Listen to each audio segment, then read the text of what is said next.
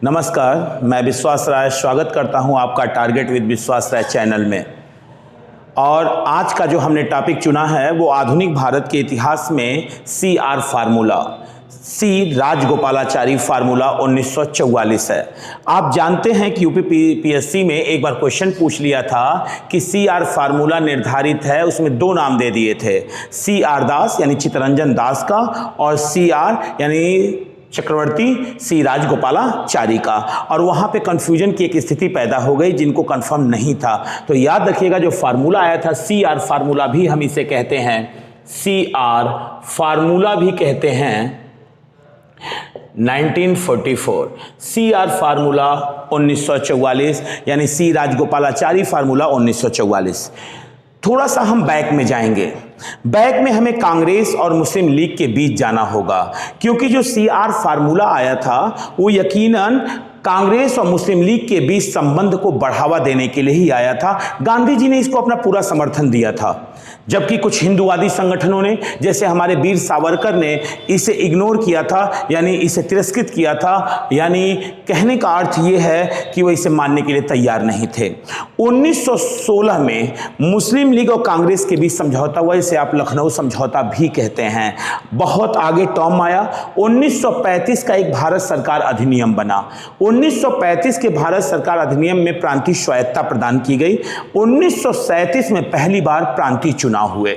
1937 का जो प्रांतीय चुनाव हुआ उसमें 5 राज्यों में कांग्रेस ने पूर्ण बहुमत की सरकार बनाई और एक राज्य में उन्होंने मिलीजुली सरकार बनाई। यानी कुल मिला के 8 राज्यों में कांग्रेस की सरकार इंप्लीमेंट में आ गई। लेकिन 1939 से 1945 तक दूसरा विश्व युद्ध चला और दूसरे विश्व युद्ध में अंग्रेजों ने बिना भारतीयों से पूछे ही भारतीयों को युद्ध में झोंक दिया। अब जितनी भी कांग्रेसी मंत्रिमंडल थे उन्होंने सामूहिक रूप से त्यागपत्र दिया 22 दिसंबर 1939 को। यानी डेट था 22 दिसंबर 1939 और यही कारण था इसे मुस्लिम लीग ने, इस डेट को मुस्लिम लीग ने मुक्ति दिवस के रूप में मनाया। मुक्ति दिवस के रूप में मनाया। मुक्ति दिवस 22 दिसंबर 1939।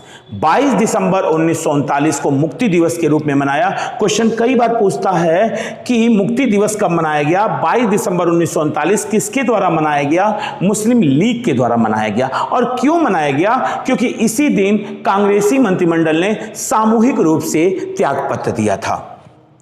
1939 के बाद बारी आती है 1940 की। लाहौर में अधिवेशन है मुस्लिम लीग का और अध्यक्ष हैं मोहम्मद अली जिन्ना। यहां पर पाकिस्तान की पहली बार मांग औपचारिक रूप से रखी जाती है कि हमें पाकिस्तान देश चाहिए, सारे जहां से अच्छा हिंदुस्ता हमारा, हम बुलबुले हैं इसके, ये गुलसिता हमारा, की रचना करने वाले मोहम्मद इकबाल ही हैं जो पाकिस्तान की मांग रखते हैं। और चौधरी रहमत अली जो कि कैम्ब्रिज विश्वविद्यालय, हमारे अलीगढ़ का मुस्लिम विश्वविद्यालय का छात्र, जो कि पाकिस्तान का एक नामकरण करता है, यानी पाकिस्तान एक नाम देता है कि जो राष्ट्र होगा वो पाकिस्तान होगा,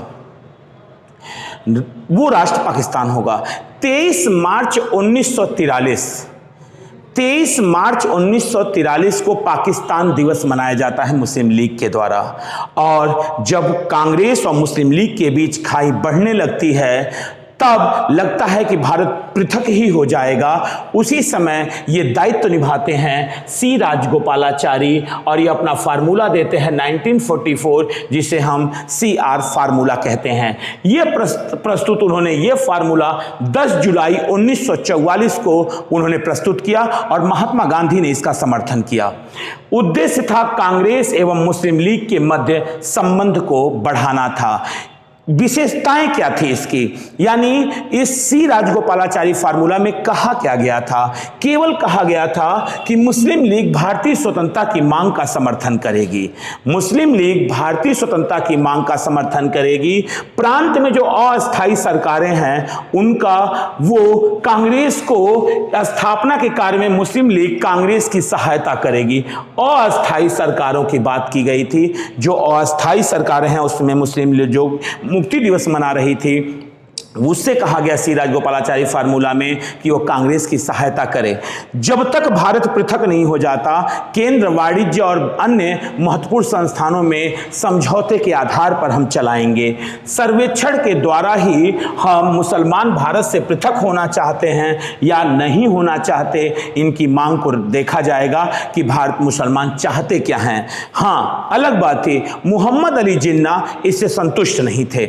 मोहम्मद अली जिन्ना चाहते थे कि कांग्रेस द्विराष्ट्र के सिद्धांत को मान ले, पृथक राष्ट्र की परिकल्पना को मान ले, और उत्तर याद रखिएगा कि जो भारत का एक भारत है,